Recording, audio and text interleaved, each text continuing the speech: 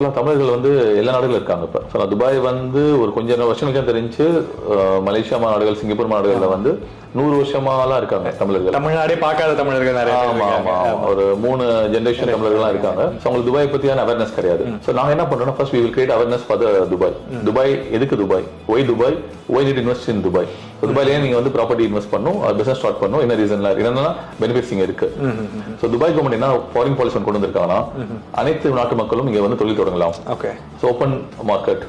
So அதுக்கு எந்த ஒரு ரெஸ்ட்ரிக்ஷனும் கிடையாது, எந்த ஒரு குவாலிஃபிகேஷன் கிடையாது. முக்கியமா வந்து நான் அந்த இன்டர்வியூல சொல்ல நினைக்கிறது வந்து, படிப்போ இல்ல மத்த டிகிரியோ இல்ல வந்து பேக்ரவுண்டோ எதுவுமே தேவையில்லை, பேங்க் பேலன்ஸ் கூட தேவை கிடையாது.